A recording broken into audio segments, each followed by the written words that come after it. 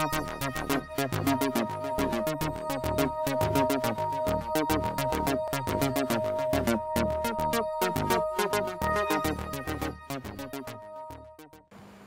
uz sarunu aicinājām Ventspils augstskolas rektoru Jāni Eglīti, lai runātu par augstākās izglītības sistēmu un ar to saistītām problēmām Latvijā. Pēdējos gados publiskajā telpā ir izskanējuši diezgan daudz viedokļu par to, ka Latvijā vispār ir pārāk daudz augstāko izglītības iestāžu, pārāk daudz programmu, un kas vienkārši apēd šo finansējumu reizēm neliederīgi. Kāds ir jūsu viedoklis, vai tā ir? Vai mums ir par daudz augstskolu valstī? Ja mēs runājam par augstskolām, uzreiz sadalīšu divās grupās. Augstskolas, kas ir reģionos, un augstskolas, kas ir galvaspilsētā. Manuprāt, tas augstskolu skaits, kas šobrīd ir reģionos, ir ļoti tuvs optimālajam. Ja būtu jāsāk no baltas lapas, ja nebūtu, droši vien, ka es rīkotos nedaudz savādāk. Teiksim, viena reģionāla augstskola Kurzemē būtu Kuldīgā, Vidzemē attiecīgi Valmierā, Zemgalē jau ir Jelgava un Latgalē jau ir Daugavpils. Bet tas būtu, ja no baltas lapas sākt. Ja? Tagad, kad ir jau izveidotas augstskolas, es domāju, ka katrai no šīm augstskolām ir sava niša, ir savas izcilības nišas jau kas ir attīstīts, un vienkārši ir jāstrādā pie tā piedāvājuma. Jo vēlreiz, reģionam darba spēku, darba vietas Rīgas augstskolas neradīs. Tie cilvēki, kas ir aizgājuši uz Rīgu, viņi pārsvarā arī paliks Rīgā. Un līdz ar to, ja mēs domājam par līdzsvarotu valsts attīstību un darba vietām reģionos, par reģionu attīstību, tad šeit reģionālajām augstskolām ir jābūt. Cita lieta varbūt, ka Rīgā, iespējams, ka tur var kaut kā sakombinēt. Es negribēju tā ļoti detalizēt tur analizēt. Es jau kādreiz, būdams augstākās izglītības padomes loceklis, ar šo problēmu mēģināju nodarboties, jo trīs pilnīgi identiskas studiju programmas, 3 valsts augstskolās, un kas turklāt atrodas viena otrai blakus. Tā, manuprāt, ir izšķērdība, bet, labi, tā ir vairāk izglītības un zinātnes ministrijas kompetence. Par programmu skaitu kopumā neapšaubām viņš valstī ir par lielu, un tur, manuprāt, ir ielaista kļūda jau pašā sākumā, ka normatīvais aktos tika paredzēta pārāk liela brīvība šo te programmu nosaukumu interpretācijā. Jo pamatā, ja paņemam varbūt kādu vienalga programmu, elektronika, ja, ir elektronikas bakalaura programma, bet mums, teiksim, aiziet elektronika, tur medicīna. Es kā piemēru hipotētisku minu, elektronika ražošanā, elektronika mašīnu būvē, ja, kas principā ir viena un tā pati elektronika, bet ar to pievienot kaut kādu virsrakstu, acīm redzot, attiecīgā studiju programma cer pievilināt kaut kādu vairāk studentu. Bet pēc būtības tā ir viena programma elektronikā.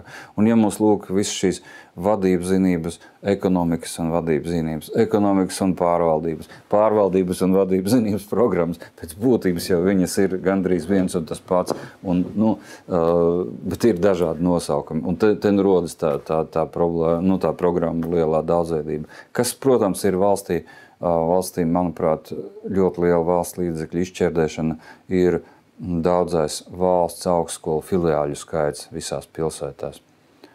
Un te vispār, manuprāt, ir absurda situācija, ja kādā pilsētā jau ir valsts augstskola, teiksim, Daugavpils universitāte, un vēl kāda cita valsts augstskola tur atver savu filiālu tieši tādā pašā studiju programmā, kā ir Daugavpils universitātē.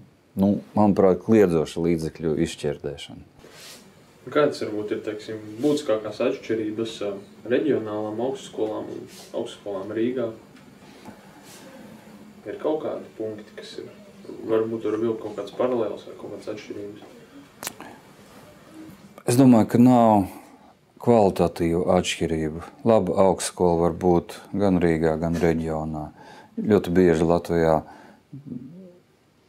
glorificē Rīgas augstskolas, sakot, lūk, tur tas mega universitātes, kurus mēs veidosim, jā, tur būs kvalitāte, un tas ir kā automātiski izslēdz, ka kvalitatīvas programmas var būt kaut kur citur.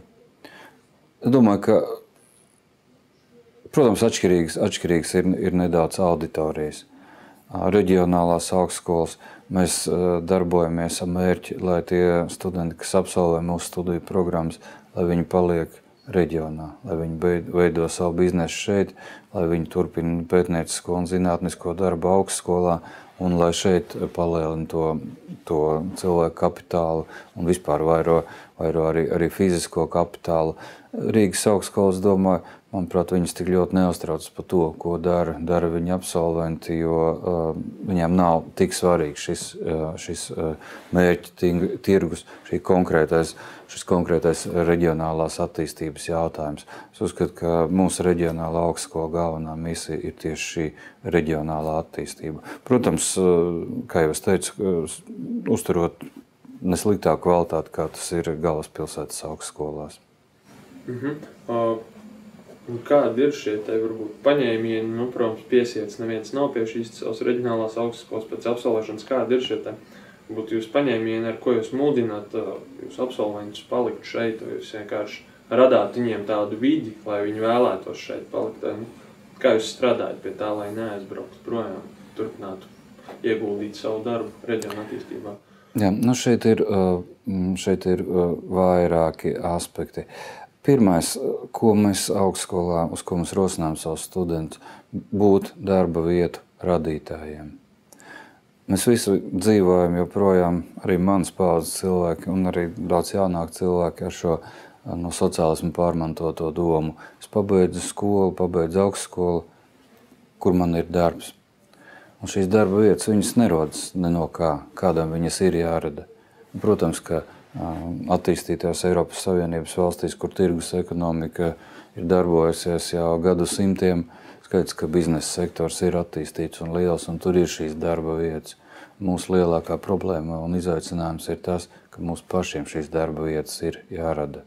Protams, nav tā, ka nav biznesa nekāda, jā, bet mūsu uzņēmēju darbības rādītāji, teiksim, uzņēmumu skaits uz 10 000 iedzīvotājiem salīdzinoši joprojām ir ļoti zems, salīdzinoši ar vecajām Eiropas Savienības valstīm. Tātad tas ir viens paša radītās darba vietas, un tikai tā ir nākotne, un tā ir lielākā mūsu perspektīva. Jo šeit nenāks bagāti investori un neradīs labi apmaksātas darba vietas ar augstu pievienoto vērtību. Tās darba vietas viņi gribēs un paturēs savās valstīs. Jā, tā ka tas ir jāapzinās. Tātad šis ir viens. Otrs, protams, neliela daļa no absolventiem mums paliek augstskolas apritē, tātad pētnieciskajos institūtos un darbojas šeit kā pētnieki un attīstās kā zinātnieki un pasniedzēji. Bet es gribu teikt, ka lielākā daļa no tām studiju programmām, kas ir Ventspils augstskolā, ir tapušas tieši pēc vietējā biznesa pieprasījuma.